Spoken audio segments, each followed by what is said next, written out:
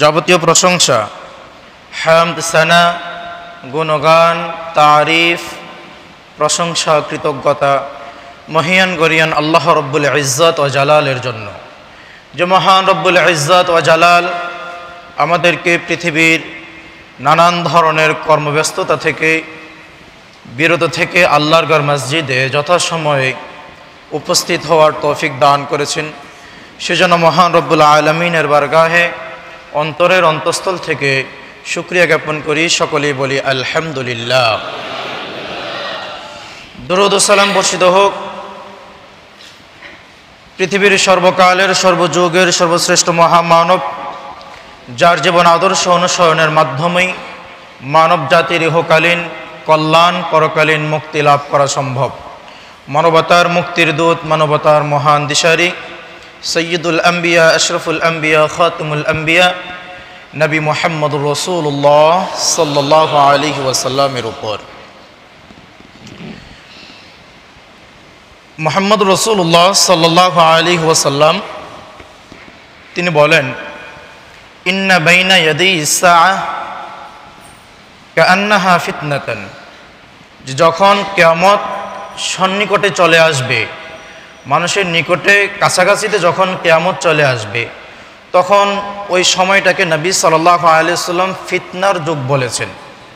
এবং ফিতনাটা এত ব্যাপক আকার ধারণ করবে, নবী সাল্লাল্লাহু আলাইহি ওয়াসাল্লাম তিনি বলেন, কাকিতাইল লাইলিল মুজলিম, যে অন্ধকার যেমনিভাবে রাত্রিকে ঢেকে ফেলে, আমরা যেমন দিনের আলোতে সব কিছু দেখতে পাই, সব কিছু দেখতে পাই, যখন অন্ধকার নেমে আসে পৃথিবীতে আর কিছুই দেখা যায় না, আলো ছাড়া আর কিছুই দেখা যায় না।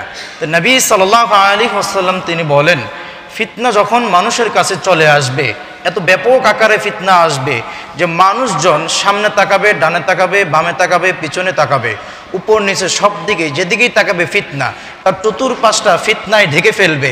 অন্ধকার যেমনিভাবে পৃথিবীর সব কিছুকে ঢেকে ফেলে, ঠিক মানুষকেও ফিতনায় ঢেকে ফেলবে।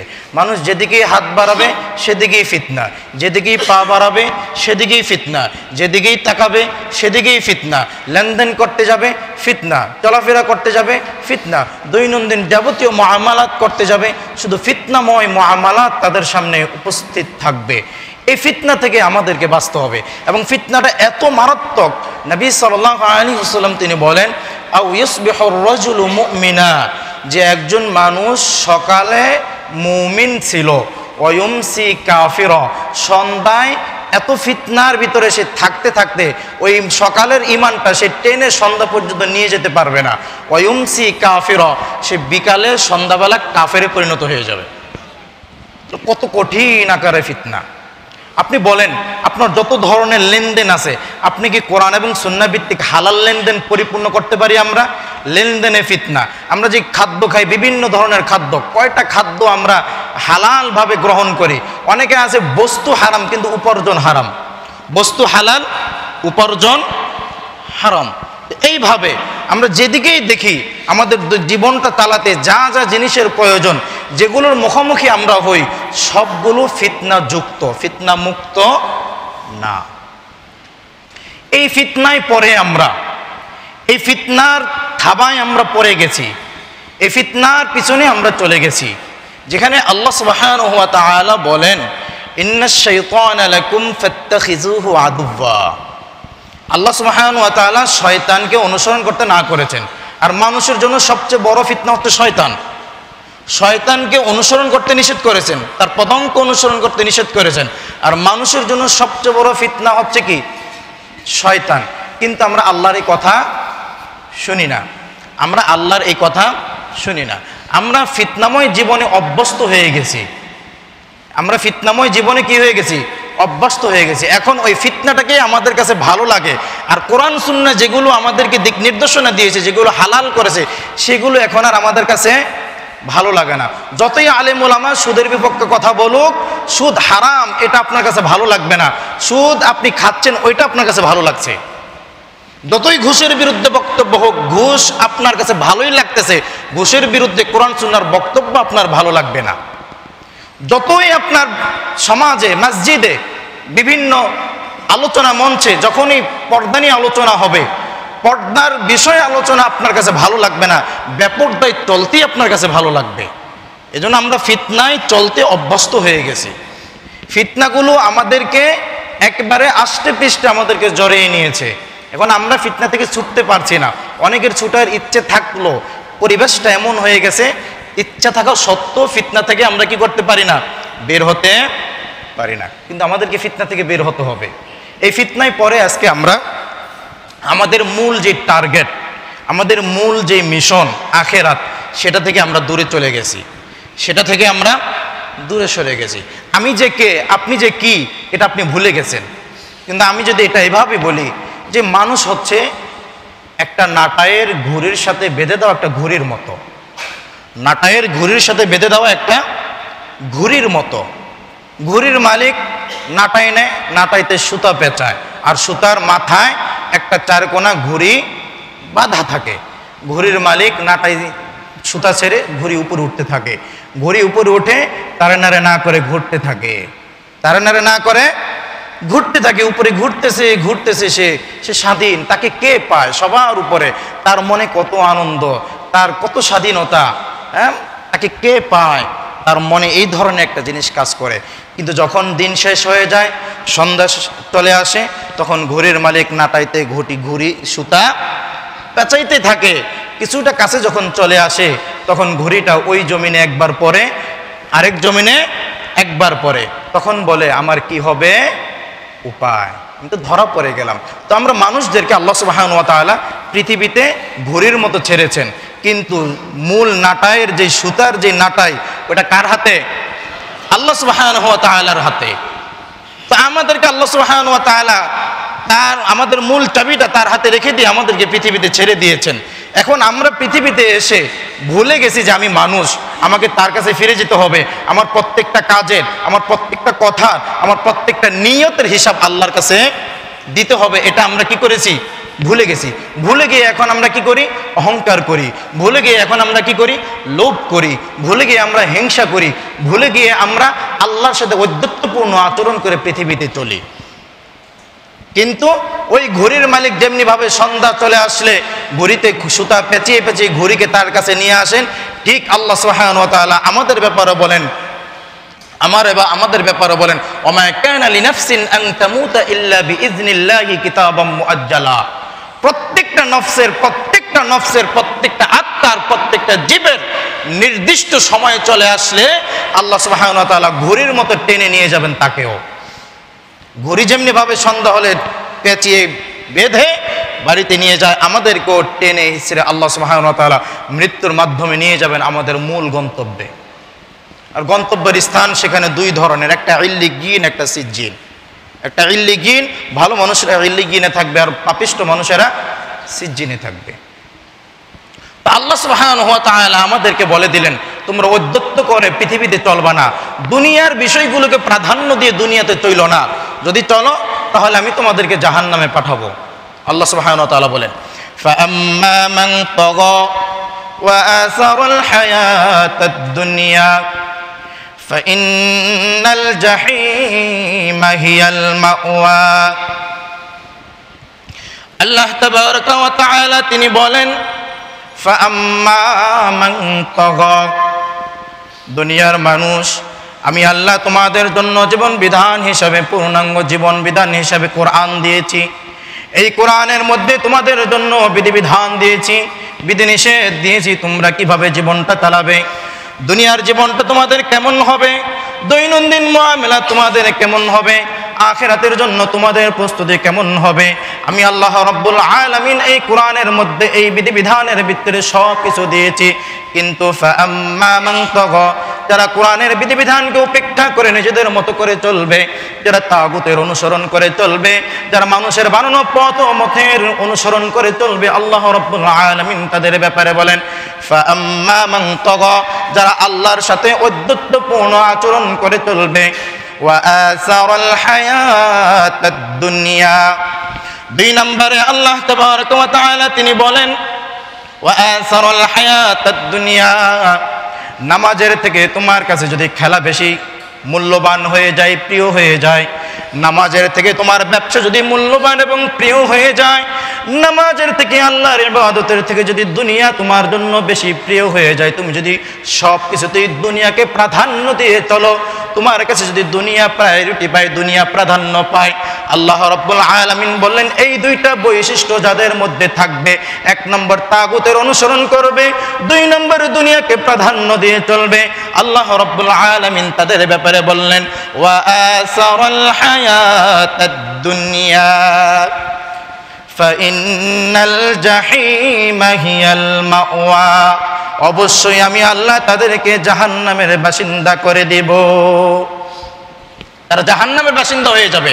আমার আপনার কাছে বিষয়টা যত ছোট, যত স্বাভাবিক মনে করি, আল্লাহর কাছে ওই বিষয়টা এতটা ছোট এবং স্বাভাবিক নয়।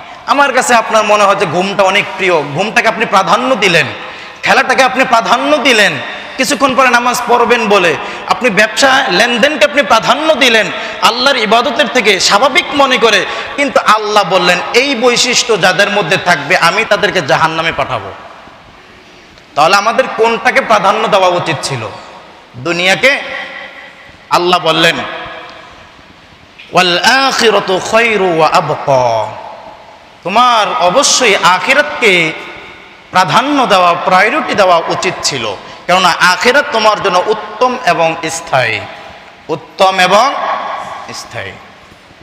এজন্য আমাদের জীবনটাকে আমরা কখনোই ওই ঘুরের মতো উপরে উঠে যেন ভুলে না যায় আমার একজন মালিক আছে, আমার প্রত্যেকটা কাজের, প্রত্যেকটা কর্মের সব কিছুর হিসাব দিতে হবে, সব কিছুর হিসাব দিতে হবে। পরের বাক্যে আল্লাহ বলেন 2 বৈশিষ্ট্যে মানুষ জাহান্নামী, পরে আবার আল্লাহ বলে দিলেন ওয়া আম্মা মান খাফা মাকামা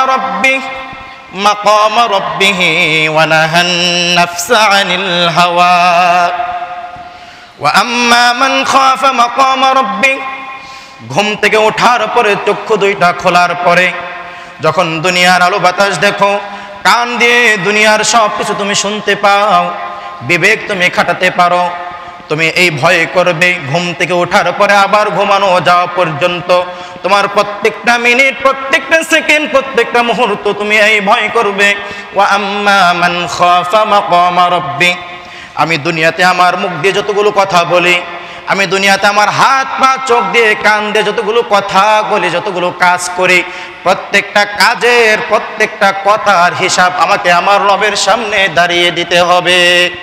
ওয়া আম্মা মান খাফা মাকামা রাব্বি, যারা এই ভয় করে চলবে আমাকে আমার রবের সামনে দাঁড়াতে হবে, সেখানে আপনাকে আল্লাহর সামনে দাঁড়িয়ে আপনার জীবনে যতগুলো কাজ করেছেন, হোক হালাল বা হারাম, প্রত্যেকটা কাজের হিসাব দিতে হবে, হবে কিনা? 2 নম্বর ওয়া নাহান নাফসা আনিল হাওয়া, দুনিয়াতে আপনার মন চেয়েছে সুদ খেতে, দুনিয়াতে আপনার মন চেয়েছে ঘুষ খেতে, দুনিয়াতে আপনার মন চেয়েছে বিড়ি সিগারেট খেতে, দুনিয়াতে আপনার মন চেয়েছে সুদের লেনদেন করতে, দুনিয়াতে আপনার মন চেয়েছে ঘুষের লেনদেন করতে, দুনিয়াতে আপনার মন চেয়েছে নিজের মন মতো করে চলতে, প্রবৃত্তির অনুসরণ করে চলতে। আল্লাহ রাব্বুল আলামিন বলে দিলেন ওয়া নাহান নাফসা আনিল হাওয়া, যে ব্যক্তি মনের বিরুদ্ধে চলবে, যে ব্যক্তি মনের ইচ্ছার বিরুদ্ধে চলবে, প্রবৃত্তির অনুসরণ করা থেকে বিরত থাকবে, মনের ইচ্ছার বিরুদ্ধে গিয়ে বিড়ি খাওয়া ছেড়ে দিবে, মনের ইচ্ছার বিরুদ্ধে গিয়ে সুদ খাওয়া ছেড়ে দিবে, ঘুষ খাওয়া ছেড়ে দিবে, অন্যায় অপকর্ম ছেড়ে দিবে, আল্লাহ রাব্বুল আলামিন তাদের ব্যাপারে বললেন 1 নম্বর যে ব্যক্তি ভয় করে চলবে আমাকে আল্লাহর সামনে দাঁড়াতে হবে, 2 নম্বর যে ব্যক্তি প্রবৃত্তির অনুসরণ করা থেকে বিরত থাকবে, আল্লাহ রাব্বুল আলামিন এই 2 গুণের বৈশিষ্ট্যের অধিকারী ব্যক্তিকে বললেন ফাইন্নাল জান্নাতা হিয়াল মাওয়া, আমি তাকে জান্নাতুল মাওয়ার স্থায়ী বাসিন্দা করে দিব। তাহলে 2টা কাজ করলে মানুষের জাহান্নাম, আর 2টা কাজ করলেই জান্নাত। কাদের জন্য? মুমিনদের জন্য। কাদের জন্য? মুমিনদের জন্য। এখন আমরা মুমিন, প্রথম যেই 2টা বৈশিষ্ট্য, যেই 2টা বৈশিষ্ট্যের জন্য মানুষ জাহান্নামে যাবে, এই 2টা বৈশিষ্ট্য আমাদের মধ্যে বেশি বিদ্যমান, না যেই 2টা বৈশিষ্ট্যর কারণে মানুষ জান্নাতে যাবে ওই 2টা বৈশিষ্ট্য আমাদের মধ্যে বিদ্যমান? কোন 2টা বৈশিষ্ট্য আমাদের মধ্যে বেশি আছে? প্রথম 2টা না? আমরা সব কিছুকে কোনটাকে প্রাধান্য দিই? দুনিয়াকে প্রাধান্য দেই, দুনিয়াকে প্রাধান্য দেই, এবং আল্লাহর দেওয়া রীতিনীতি, আল্লাহর দেওয়া বিধিবিধানকে উপেক্ষা করে মানুষের বানানো পথ ও মতের অনুসরণ করি। মানুষের বানানো পথ ও মতের অনুসরণ করি। মানুষের বানানো পথ ও মত যে মানুষের জন্য কল্যাণকর নয়, আপনি এখনো বোঝেন নাই। ভাই ভাই দ্বন্দ্ব লাগে মানুষের বানানো পথ ও মতের অনুসরণ করার কারণে। গোত্রে গোত্রে দ্বন্দ্ব লেগেছে মানুষের মত ও পথের অনুসরণ করার কারণে। মানুষের বানানো ইজম তরিকা, মানুষের বানানো পদ্ধতি, মানুষের বানানো পথ ও মতের অনুসরণ করার কারণে আজকে জাতি একই দেশে অবস্থান করার পরেও, একই সমাজে বসবাস করার পরেও আজকে বিভিন্ন দলের পরিচয়ে তারা একে অপরের সাথে মারামারিতে লিপ্ত হয়। অথচ আল্লাহ তিনি বলে দিলেন, কুনতুম খায়রা উম্মাহ, তোমরাই সেই জাতি, এক জাতি তোমরা, যে জাতিকে আল্লাহ সুবহানাহু ওয়া তাআলা সর্বোত্তম জাতি বলেছেন। যে জাতি কি করবে না, ওয়াতাসিমু বিহাবলিল্লাহি জামিআ ওয়া লা তাফাররাকু, তারা মানুষের মধ্যে বিভক্তি করবে না, মানুষের মধ্যে তারা ঐক্যবদ্ধ হয়ে সমাজে চলবে, দেশে চলবে। আর ঐক্যবদ্ধ হয়ে চলতে হলে সমাজে দেশে যদি আপনার ঐক্যবদ্ধতা থাকতে হয়, তাহলে অবশ্যই আপনাকে কোরআন এবং সুন্নাহর অনুসারী হতে হবে। কোরআন সুন্নাহ বাদ দিয়ে আপনি যদি মানুষের বানানো পথ ও মতের অনুসরণ করেন, কখনোই ঐক্য থাকবে না, কখনোই ঐক্য থাকবে না। কিন্তু আজকে আপনি বলতে পারবেন আপনার সমাজের সব মানুষ ঐক্যবদ্ধ না, ঐক্যবদ্ধ না মানুষ। অথচ আলিম ওলামারা দিনকে দিন ঐক্যবদ্ধ হওয়ার জন্য মানুষকে দাওয়াত দিচ্ছে। জাতি ঐক্যবদ্ধ হয় না, কেননা তাদের পিছনে আছে ওয়া আসারুল হায়াতাদ দুনিয়া, কোটি টাকা উপার্জন করতে হবে। তার চিন্তায় আছে 10 তলা বাড়ির মালিক হতে হবে, তার চিন্তায় আছে দুনিয়াতে ক্ষমতা অর্জন করতে হবে, তার চিন্তায় আছে পদ পদবি। এই জন্য তারা ঐক্যবদ্ধ হতে পারে না। এজন্য আল্লাহ দুইটা বিষয়কে গুরুত্ব দিয়ে বললেন এবং বললেন, এই দুইটা জিনিস যাদের ভিতরে থাকবে আমি তাদেরকে জাহান্নামে পাঠাবো। যতই আপনার কাছে বিষয়টা ছোট হোক না কেন, আল্লাহর কাছে বিষয়টা ছোট না। আল্লাহ বললেন ফাআম্মা মান তাগা, তগর ভিতরে আছে অহংকার, এই তগর ভিতরে আছে লোভ, এই তগর ভিতরে আছে আল্লাহর বিধানকে উপেক্ষা করে মানুষের বানানো বিধিবিধানকে অনুসরণ করে চলা। আপনি বলবেন আপনি অহংকার মুক্ত, আপনার কিছু টাকা হয় আপনি অহংকার করেন, আপনার একটা পদ পদবি হয়, ক্ষমতা হয়, আপনি অহংকার করেন, আপনার একটা বাড়ি মালিক হন আপনি অহংকার করেন। এটাই আপনার বৈশিষ্ট্য। আর এই বৈশিষ্ট্য আপনার হলে 1 নম্বর বৈশিষ্ট্য। 2 নম্বর, দুনিয়াকে তো আপনি প্রাধান্যই দিচ্ছেন। আপনার একটা পদের জন্য, পদ টিকানোর জন্য, আপনার ক্ষমতা টিকানোর জন্য, আপনার গাড়ি বাড়ির জন্য, বাড়ির জন্য, হ্যাঁ, আপনি তো দুনিয়াকে প্রাধান্য দিচ্ছেন। আর এই 2 বৈশিষ্ট্যের কারণে আল্লাহ বলছেন ফা ইন্নাল জাহিমা হিয়াল মাওয়া, আমি তাদেরকে জাহান্নামে পাঠাবো। অথচ আমরা ভুলে গেছি ওই যে ঘুড়ির মতো আমরা কি ছিলাম। আল্লাহ সুবহানাহু ওয়া তাআলা যে 2টা আয়াত আমি তেলাওয়াত করেছি খুতবার শুরুতে, সেখানে 1 নম্বর আয়াতে তিনি বলেন ইন্নাল ইনসানা লিরাব্বিহি লাকানুদ, মানুষ তার রবের ব্যাপারে বড়ই অকৃতজ্ঞ। মানুষ তার রবের ব্যাপারে বড়ই অকৃতজ্ঞ। কিভাবে অকৃতজ্ঞ? আল্লাহ বলেন আলাম নাজআল লাহু আইনাইন, আমি কি তোমাকে 2টা চোখ দেই নাই? ওয়া লিসানা ওয়া শাফাতাইন, আমি কি তোমাকে 2টা ঠোঁট, একটা জিহ্বা দেই নাই কথা বলার জন্য? আলাম নাজআলিল আরদা মিহাদা ওয়াল জিবালা আওতাদা ওয়া খালাকনাকুম আজওয়াজা। আল্লাহ বলে দিলেন এই সমস্ত জিনিসগুলো, জমিনকে আমি তোমাদেরকে দেই নাই, আসমানকে তোমাদের জন্য ছাদ হিসেবে আমি দেই নাই, আমি কি তোমাদেরকে সৃষ্টি করি নাই জোড়ায় জোড়ায়? আল্লাহ এগুলো স্মরণ করে দিলেন। আর স্মরণ করে দিয়ে তিনি বললেন ইন্নাল ইনসানা লিরাব্বিহি লাকানুদ, মানুষ তার রবের ব্যাপারে বড়ই অকৃতজ্ঞ। অকৃতজ্ঞ নই কি আমি? আমাকে আল্লাহ হাত দিয়েছেন, হাতের মালিক কে? হাতের মালিক আপনি বলতে পারবেন? এখন আল্লাহ সুবহানাহু ওয়া তাআলা আল্লাহ বললেন তানজিউল মুলকা মিম্মান তাশা কুলিল্লাহুম্মা মালিকাল মুলক তুতিল মুলকা মান তাশা ওয়া তানজিউল মুলকা মিম্মান তাশা। আল্লাহ ক্ষণিক সময়ের জন্য আপনার কর্তৃত্বে দিয়েছেন, আপনার নিয়ন্ত্রণে দিয়েছেন। এটা ক্ষণিক সময়ের জন্য। আপনি যদি বলেন আপনার হাত আপনার, আপনার পা আপনার, যখন প্যারালাইজড হয়ে যায় তখন আপনার হাত আপনার পা আপনার কথা শুনে? আপনি তো চাচ্ছেন আপনার হাতকে লড়াতে, আপনি তো চাচ্ছেন আপনার পাকে লড়াতে, কিন্তু তখন আপনার হাত আপনার পা আপনার কথা শুনে না। যদি আপনি এটার প্রকৃত মালিক হতেন তাহলে আপনার হাত আপনার পা আপনার কথাই শুনতো চূড়ান্তভাবে, কিন্তু শুনে না। আবার কিয়ামতের মাঠেও আপনার কথা শুনবে না। আল্লাহ বলেন আল-ইয়াওমা নাখতিমু আলা আফওয়াহিহিম ওয়া তুকাল্লিমুনা আইদিহিম ওয়া তাশহাদু আরজুলুহুম বিমা কানু ইয়াকসিবুন। যদি হাতের প্রকৃত মালিক আপনি হতেন যদি পায়ের প্রকৃত মালিক আপনি হতেন, যদি আপনার দেহের সমস্ত পার্টসগুলোর মালিক আপনি হতেন, তাহলে আল্লাহ এই কথা বলতেন না সূরা ইয়াসিনে যে এগুলো তোমার বিরুদ্ধে সাক্ষী দিবে, এগুলো তোমার বিরুদ্ধে কথা বলবে। হাত দিয়ে যতগুলো কাজ তুমি করেছো সব হাত বলে দিবে, পা দিয়ে যতগুলো জায়গা তুমি গিয়েছো সব পা বলে দিবে। এমনকি এই যে চামড়ার পিছনে এই পর্যন্ত বয়স আপনার 60, 50, 40, তাই না? জীবনে কত সাবান ব্যবহার করেছেন, কত তেল, কত স্নো, কত লোশন, কত কিছু আপনি ত্বকে ব্যবহার করেছেন। আল্লাহ বলেন ওয়াতাশহাদু আলসিনাতুহুম, তোমার চামড়াও তোমার বিরুদ্ধে সাক্ষী দিবে। তাহলে আপনি বলেন আপনার চামড়া আপনার, যদি আমার হতো তাহলে আমার বিরুদ্ধে সাক্ষী দিবে কেন? যদি আমার হতো তাহলে আমার বিরুদ্ধে কথা বলবে কেন? আল্লাহ তো এমনি বলেন নাই যে ইকরা কিতাবাক কাফা বিনাফসিকাল ইয়াউমা আলাইকা হাসিবা, যে আজকের দিনে হিসাবের জন্য কোনো অ্যাডভোকেটের দরকার নাই, কোনো লয়ার দরকার নাই, কোনো চাচার দরকার নাই, কোনো খালুর দরকার নাই, মামুর দরকার নাই, কোনো ঘুষের দরকার নাই, কোনো কিছুর দরকার নাই। আজকের হিসাবের জন্য তুমি যথেষ্ট, তোমার অঙ্গ প্রত্যঙ্গগুলো তুমি কি কি করেছো সব বলে দিবে আজকে। কারো দরকার নাই, কোনো অ্যাডভোকেটের দরকার নাই, কোনো বিচারপতির দরকার নাই, সব বলে দিবে। আপনার হাত বলে দিবে, পা বলে দিবে। কাফা বিনাফসিকাল ইয়াউমা আলাইকা হাসিবা, আজকের হিসাবের জন্য ওই ব্যক্তি যথেষ্ট, সে যা করেছে। এজন্য আমাদেরকে স্মরণ রাখতে হবে যে কই থেকে এসেছি, কোথায় যাব, এবং আল্লাহ যে বলে দিলেন সবগুলোর হিসাব নেবেন, এটা আমাদেরকে স্মরণ করে চলতে হবে।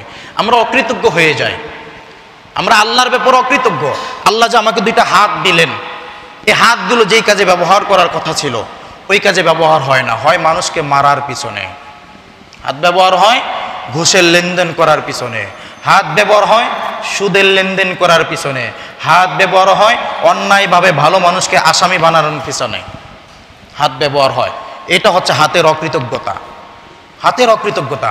পা দিয়ে ভালো কাজে যাওয়ার কথা ছিল, পা দিয়ে মসজিদে যাওয়ার কথা ছিল, পা দিয়ে দিন প্রচারের কাজে যাওয়ার কথা ছিল, কিন্তু পা ব্যবহার করে মদের আড্ডায় যেতে, পা ব্যবহার করে ঘুষের আড্ডাখানায় যেতে, পা ব্যবহার করে ওই রাজনীতির মাঠে গিয়ে আরেকজনকে মারামারি করতে পা ব্যবহার করি, এইটা হচ্ছে পায়ের অকৃতজ্ঞতা। আল্লাহ এমনি বলেন নাই ইন্নাল ইনসানা লিরাব্বিহি লাকানুত, মানুষ তার রবের ব্যাপারে বড়ই অকৃতজ্ঞ। আপনি বলেন আপনার কোন অঙ্গ প্রত্যঙ্গ দিয়ে আল্লাহর কৃতজ্ঞতার সাইন আপনি রেখেছেন, চিহ্ন আপনি রেখেছেন? আপনি বলেন যে আমার হাত দিয়ে আমি আল্লাহর কৃতজ্ঞতার প্রমাণ রেখেছি, আমার পা দিয়ে আমি আল্লাহর কৃতজ্ঞতার প্রমাণ রেখেছি, আমার শরীরের সব অঙ্গ প্রত্যঙ্গ দিয়ে আল্লাহর কৃতজ্ঞতার প্রমাণ আমি রেখেছি। নাই আমাদের কৃতজ্ঞতা। আর অকৃতজ্ঞ জাতি কখনোই সফল হতে পারে না, অকৃতজ্ঞ জাতি কখনোই সফল হতে পারে না। আল্লাহ বারবার আমাদেরকে কৃতজ্ঞ হতে বলেছেন। তিনি বলেন ফাযকুরুনি আযকুরকুম ওয়াশকুরুলি ওয়ালা তাকফুরুন, তোমরা আমাকে ডাকো আমি তোমাদেরকে স্মরণ করব, ওয়াশকুরুলি আমি তোমাদেরকে যা কিছু দিয়েছি তার কৃতজ্ঞতা স্বীকার করো, ওয়ালা তাকফুরুন আমার নাফরমানি তোমরা করো না, অকৃতজ্ঞ হইও না। অন্য জায়গায় বলেন লা ইন শাকারতুম লা আযীদান্নাকুম ওয়া লা ইন কাফারতুম ইন্না আযাবি লাশাদীদ, যদি আমার কৃতজ্ঞতা স্বীকার করো, আমি তোমাকে যা দিয়েছি তার কৃতজ্ঞতা যদি তুমি স্বীকার করো, আমি তোমার নিয়ামতকে স্থায়ী করে দিব, বৃদ্ধি করে দিব, যে নিয়ামত জান্নাত পর্যন্ত চলে যাবে। দুনিয়াতে অনেক মানুষ অনেক টাকা পয়সার মালিক হয়, হাজার কোটি টাকার মালিক হয়, কিন্তু তার এটা স্থায়ী না। দেখেন না হাজার হাজার কোটি টাকার মালিকরা আজকে পালাতক ধন সম্পদ ছেড়ে। আর আপনাকে ন্যায়সঙ্গতভাবে আল্লাহ যেটা দিয়েছেন এটা আল্লাহ বলেছেন ইল্লাল্লাযীনা আমানু ওয়া আমিলুস সালিহাতি ফালাহুম আজরুন গায়রু মামনুন, আমি এটাকে নিরবিচ্ছিন্নভাবে করে দিব, স্থায়ী করে দিব। আমাকে আপনাকে যেটা ন্যায়সঙ্গতভাবে আল্লাহ দিয়েছেন এটা জান্নাত পর্যন্ত স্থায়ী হবে, কিন্তু যারা অবৈধভাবে অন্যায়ভাবে উপার্জন করেছে তারা দুনিয়াতেই ভোগ করতে পারে না, জান্নাত তো অনেক পরের বিষয়। এই জন্য আমাদেরকে কি করতে হবে? আল্লাহ বলে দিয়েছেন লা ইন শাকারতুম লা আযীদান্নাকুম ওয়া লা ইন কাফারতুম ইন্না আযাবি লাশাদীদ, আমি যেগুলো তোমাকে দিয়েছি নাজ নিয়ামত যেগুলো আমি তোমাদেরকে দিয়েছি সেগুলোর কৃতজ্ঞতা স্বীকার করো, তাহলে আমি আল্লাহ সেটা বৃদ্ধি করে দিব, জান্নাত পর্যন্ত স্থায়ী করে দিব। আর যদি নাফরমানি করো, অকৃতজ্ঞ হও, তাহলে আমি সেটা কেড়ে নিব, তোমাকে লাঞ্ছনা দিব, বঞ্চনা দেব। দুনিয়াতে তোমার অপমান লাঞ্ছনা হবে, আখিরাতে তোমার অপমান লাঞ্ছনা হবে। ইন্না আযাবি লাশাদীদ, নিশ্চয়ই আমি তোমাকে আমার কঠিন আযাব দিয়ে পাকড়াও করব। আল্লাহ কঠিন আযাব দিয়ে পাকড়াও করবেন। আল্লাহর পাকড়াও থেকে বাঁচার জন্য আমাদেরকে কৃতজ্ঞ হতে হবে। কৃতজ্ঞ কিভাবে আমরা হব? কৃতজ্ঞ কিভাবে আমরা হব? আল্লাহর ইবাদত না করে ফজর নামাজ বাড়িতে ঘুমিয়ে কাটিয়ে, হ্যাঁ, আল্লাহর বিধিবিধান না মেনে আল্লাহর কৃতজ্ঞ হওয়া যাবে? আল্লাহর বিধিবিধান মেনেই আপনাকে আল্লাহর কৃতজ্ঞ বান্দা হতে হবে। আর আল্লাহর বিধিবিধান না মেনে যদি সারাদিন বলেন আলহামদুলিল্লাহ আলহামদুলিল্লাহ আলহামদুলিল্লাহ, কাজ হবে না, কাজ হবে না। সম্মানিত মাজিদ মুসলিয়ানে কেরাম, তো আল্লাহ তিনি বললেন ইন্নাল ইনসানা লিরাব্বিহি লাকানুদ, মানুষ তার রবের ব্যাপারে বড়ই অকৃতজ্ঞ। দুইটা হাত আল্লাহ দিলেন কত মূল্যবান, দুইটা পা আল্লাহ দিলেন কত মূল্যবান, দুইটা চক্ষু আল্লাহ দিলেন কত মূল্যবান, কান দিয়ে শুনতে পাই কত মূল্যবান, শরীরে কতগুলো পার্টস অঙ্গ প্রত্যঙ্গ আল্লাহ সুবহানাহু ওয়া তাআলা দিয়েছেন কত মূল্যবান। এই সবগুলো জিনিস আল্লাহ সুবহানাহু ওয়া তাআলা ফ্রিতে দিয়েছেন, ফ্রিতে দিয়েছেন। কিন্তু আল্লাহ সুবহানাহু ওয়া তাআলা তিনি বলে দিলেন সুম্মা লাতুসআলুন্না ইয়াওমাইযিন আনিন নাঈম, সুম্মা লাতুসআলুন্না ইয়াওমাইযিন আনিন নাঈম। আমি তোমাকে যা দিয়েছি, যতগুলো নিয়ামত দিয়েছি, যতগুলো অঙ্গ প্রত্যঙ্গ দিয়েছি, তোমার চোখ দিয়ে যত নিয়ামত তুমি দেখো, কান দিয়ে যত নিয়ামত তুমি শুনো, এবং তুমি যত নিয়ামত ভোগ করো, সবগুলোর পাই টু পাই হিসাব আমি আল্লাহ কিয়ামতে তোমার কাছ থেকে নেব। আপনি কৃতজ্ঞ না হয়ে যাবেন কোথায় বলেন এবার? আল্লাহ বললেন ওয়া ইন তাউদ্দু নি'মাতাল্লাহি লা তুহসুহা, আমি এত পরিমাণে নিয়ামত তোমাকে দিয়েছি তুমি গণে শেষ করতে পারবা না। আর সুম্মা লাতুসআলুন্না ইয়াওমাইযিন আনিন নাঈম, আর এত অগণিত নিয়ামত সম্পর্কে আমি তোমাকে প্রশ্ন করব, জিজ্ঞাসা করব, তোমাকে উত্তর দিতেই হবে। উত্তর না দেওয়া পর্যন্ত নবী সাল্লাল্লাহু আলাইহি ওয়াসাল্লাম বলেন লা তাজুলু কদামা ইবনে আদম হাত্তা ইউসআলু আন খামসিন, যে কিয়ামতের মাঠে উত্তর না দেওয়া পর্যন্ত সে তার পা নাড়াতে পারবে না, পা নাড়াতে পারবে না। আল্লাহ তো বলে দিলেন হিসাব নেবেন, প্রশ্ন করবেন প্রত্যেকটা নিয়ামতের। এই নিয়ামতের হিসাব থেকে নবী সাল্লাল্লাহু আলাইহি ওয়াসাল্লাম বাঁচার জন্য আল্লাহর কাছে দোয়া করতেন, আল্লাহুম্মা হাসিবনি হিসাবান ইয়াসীরা। আপনি করেন? হ্যাঁ, আপনার তো হিসাবের প্রতি বিশ্বাসই নেই। আর এই দোয়া করবেন কখন? আপনি যদি বিশ্বাস থাকতো তাহলে দুনিয়াতে অবৈধভাবে টাকা পয়সা উপার্জনের চিন্তা আপনি করতেন না।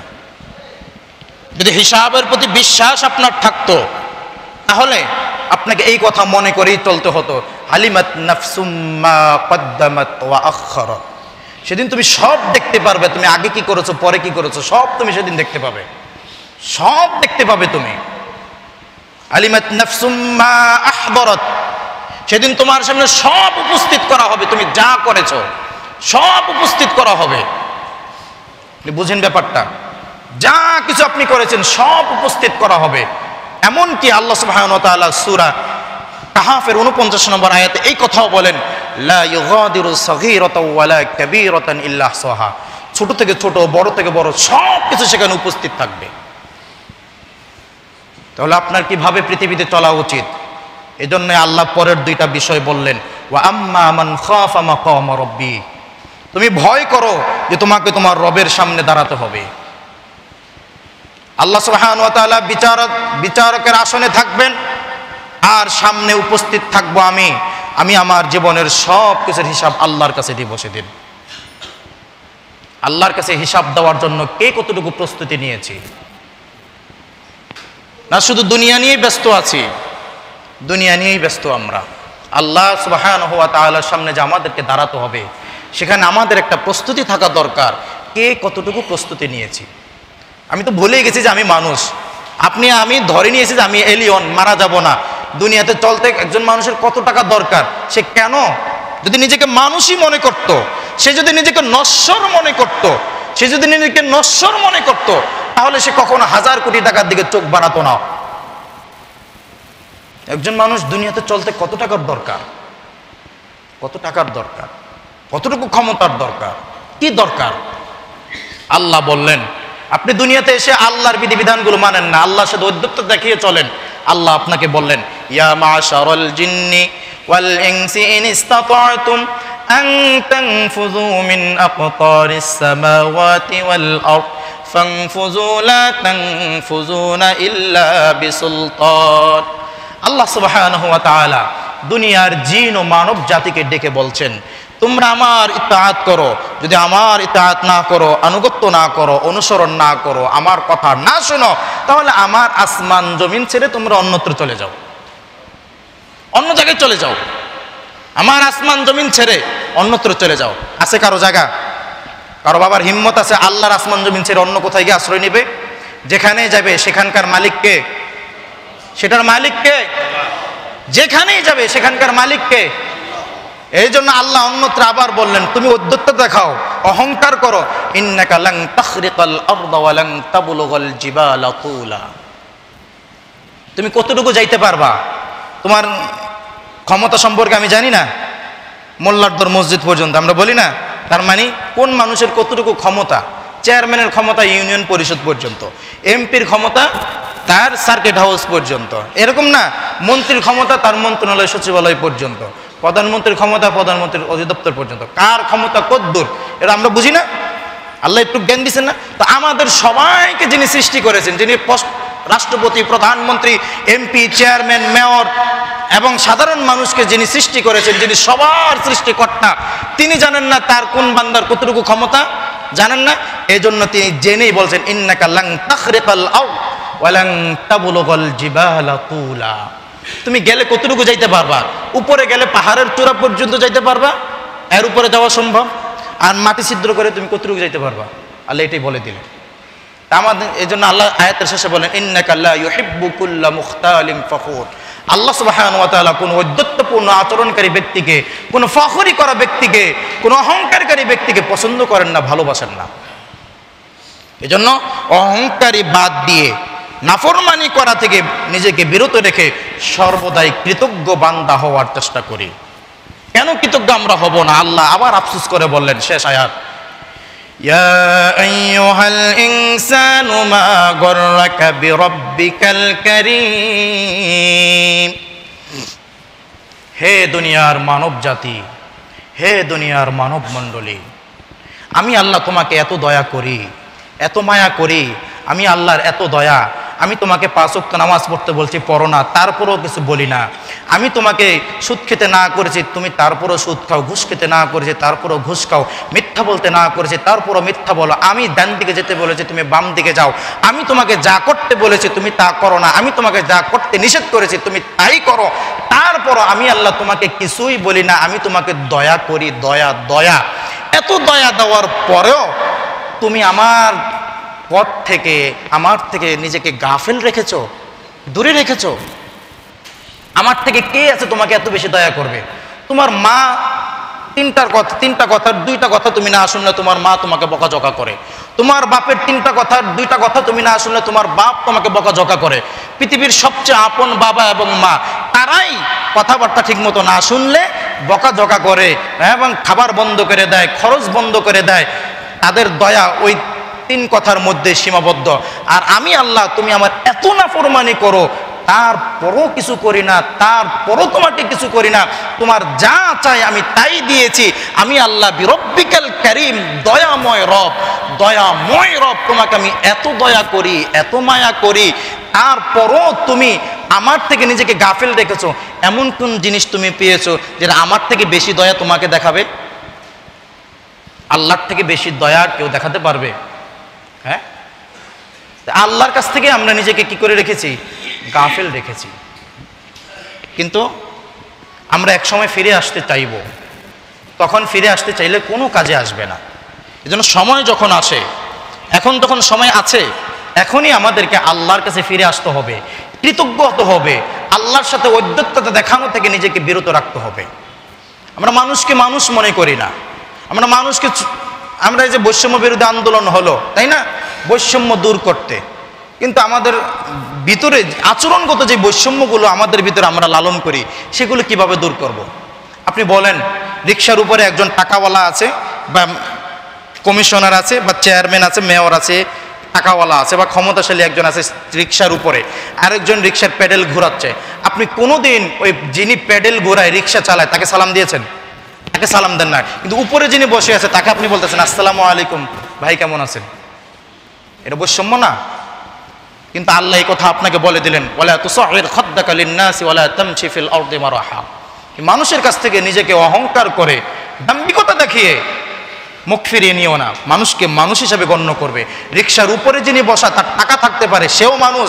রিকশার প্যাডেল যিনি ঘোরাচ্ছে সেও মানুষ। একভাবেই তোমাকে দেখতে হবে। তুমি রিকশাওয়ালাকেও সালাম দিবে, রিকশার উপরে যিনি বসে আছে তাকেও সালাম দিবে, তাহলে তোমার যে আচরণগত বৈষম্য সেগুলো দূর হয়ে যাবে। আর ইসলাম মানুষকে আচরণগত বৈষম্য দূর করতে আগে নির্দেশ দিয়েছে। আচরণগত বৈষম্য দূর করতে আগে কি করেছে? নির্দেশ দিয়েছে। নিজেকে সর্বদা মানুষ মনে করেন, এলিয়েন মনে করেন না। আপনি বারবার ভাইবেন না আল্লাযী জামাআ মালাহু ওয়া আদ্দাদা ইয়াহসাবু আন্না মালাহু আখলাদা। আপনি কখনোই এটা ভাববেন না যে আমার ধন সম্পদ, আমার ক্ষমতা আমাকে স্থায়ী করে রাখবে, অমর করে রাখবে, চিরজীবী করে রাখবে। এটা আপনি কখনোই ভাববেন না। কেননা একমাত্র অবিনশ্বর হচ্ছেন কে? আল্লাহ। আর সব হচ্ছে কি?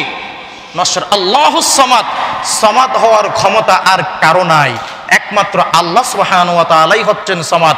বাকি সব হচ্ছে নশ্বর, বাকি সব হচ্ছে ক্ষণস্থায়ী। চলে যাব, টাকা আজকে আসছে কালকে চলে যাবে, কালকে না গেলে পরশু চলে যাবে।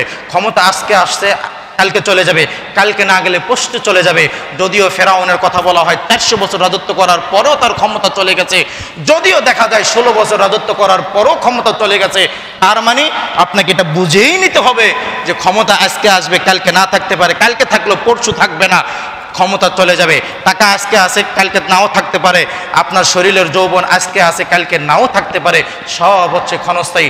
নিজেকে একজন মানুষ মনে করবেন। যখন নিজেকে মানুষ মনে করবেন তখন আপনি আল্লাহর কৃতজ্ঞ বান্দা হতে পারবেন। আর আল্লাহর কৃতজ্ঞ বান্দাদেরকে আল্লাহ সুবহানাহু ওয়া তাআলা জান্নাতে দিবেন। আর আমাদের বললাম না খুতবার শুরুতে যে কথা দিয়ে আমি খুতবা শুরু করেছি, যে আমরা আমাদের মূল টার্গেট, মূল মিশন, মূল ভিশন থেকে আমরা কি করেছি? নিজেদেরকে ছুটে রেখেছি। আমাদের মূল টার্গেট, আমাদের ভিশন হচ্ছে আল জান্নাহ। আমাদের টার্গেট কি? জান্নাহ। আমরা প্রত্যেকেই জান্নাতের জন্য প্রস্তুতি নেই, আমরা প্রত্যেকেই জান্নাতের জন্য প্রস্তুতি নেই। দুনিয়ার জন্য প্রস্তুতি তার কম নেন নাই। কেউ 30 বছর প্রস্তুতি নিয়েছেন, কেউ 60 বছর ধরে প্রস্তুতি নিচ্ছেন দুনিয়ার জন্য। আর কত প্রস্তুতি নেবেন? এবার জান্নাতের জন্য প্রস্তুতি নেন, জান্নাতের জন্য প্রস্তুতি নেন। আর আরেকটা বিষয় আজকে খুতবার আমরা যেটা বলবো, বর্তমান দেশের পূর্বাঞ্চল বেশ কয়েকটি জেলা বন্যায় ক্ষতিগ্রস্ত। এই যে বিপদ, আল্লাহ সুবহানাহু ওয়া তাআলার কাছ থেকে তিনি মানুষকে বিপদ দিয়ে থাকেন। তিনি বলেন ওয়ালা নুযীকান্নাহুম মিনাল আযাবিল আদনা দুনাল আযাবিল আকবারি লাআল্লাহুম ইয়ারজিউন। তিনি মানুষকে বড় আযাবের আগে লঘু আযাব দেন, ছোট আযাব দেন। এই জন্য দেন যাতে মানুষজন ছোট আযাব থেকে শিক্ষা গ্রহণ করে আল্লাহর দিকে ফিরে আসে, আল্লাহর দিকে ফিরে আসে। লাআল্লাহুম ইয়ারজিউন। তাই আমাদের জীবনে যত ধরনের বিপদ আপদ বালা মুসিবত আসবে, আমাদেরকে কি করতে হবে? ওইখান থেকে শিক্ষা গ্রহণ করে আল্লাহর দিকে ফিরে আসতে হবে, আল্লাহর দিকে ফিরে আসতে হবে। তো যারা বন্যায় ক্ষতিগ্রস্ত হয়েছেন, আমরা আল্লাহ সুবহানাহু ওয়া তাআলার কাছে দোয়া করি, আল্লাহ সুবহানাহু ওয়া তাআলা তাদের এই বিপদ দূর করে দিন। আর আরেকটা বিষয়, আল্লাহ নবী সাল্লাল্লাহু আলাইহি ওয়াসাল্লাম বলেন ওয়াল্লাহুল আউনাল আবদা মা কানাল আবদু ফি আউনি আখি, যে আল্লাহ বান্দার সাহায্যে ততক্ষণ থাকেন যতক্ষণ বান্দা তার ভাইয়ের সাহায্যে থাকে। তো কোনো মানুষ যদি বিপদে পড়ে, আপনার যদি সামর্থ্য থাকে, আপনি যদি তার বিপদে এগিয়ে যান, তার সাহায্যে এগিয়ে যান, আল্লাহ আপনার সাহায্যে থাকবেন, আল্লাহ আপনার সাহায্যে থাকবেন। এই হাদিসের প্রথম অংশে আল্লাহ নবী সাল্লাল্লাহু আলাইহি ওয়াসাল্লাম বলেন, দুনিয়াতে কোনো মানুষের যদি একটা বিপদ দূর করে দেয়, কিয়ামতের মাঠে আল্লাহ সুবহানাহু ওয়া তাআলা তার বিপদসমূহের মধ্যে থেকে বিপদ দূর করে দিবেন। এজন্য সর্বদাই আমাদেরকে মানবতার পক্ষে, মানুষের পক্ষে, দশের পক্ষে কাজ করতে হবে। শুধু স্বার্থপরতা হলে চলবে না। স্বার্থপরতা বাদ দিয়ে মানুষের জন্য যদি কাজ করি, দুনিয়াতেও সম্মানিত হব, আখিরাতেও আল্লাহ সম্মান বৃদ্ধি করে দিবেন। আমরা মানুষের সাহায্যে এগিয়ে যাব, মানুষের বিপদে এগিয়ে যাব, কাঁধে কাঁধ মিলিয়ে আমাদের এই ভূখণ্ড, যে ভূখণ্ডকে আমরা আমাদের মায়ের মতো করে ভালোবাসি, বাংলা ভূখণ্ড, এই ভূখণ্ডকে আমরা প্রত্যেকটা মানুষ যার যার অবস্থান থেকে কাঁধে কাঁধ মিলিয়ে ঐক্যবদ্ধ হয়ে আমরা আমাদের দেশকে এগিয়ে নিয়ে যাওয়ার সর্বোচ্চ চেষ্টা অব্যাহত রাখবো ইনশাআল্লাহ। আল্লাহ। দেশের ক্ষতি হবে, দশের ক্ষতি হবে, এমন কাজ থেকে আমরা সর্বদাই নিজেকে বিরত রাখার চেষ্টা করব ইনশাআল্লাহ। আল্লাহ সুবহানাহু ওয়া তাআলা আজকের খুতবায় যা আলোচনা হয়েছে আমাদেরকে আমল করার তৌফিক দান করুন, আমিন।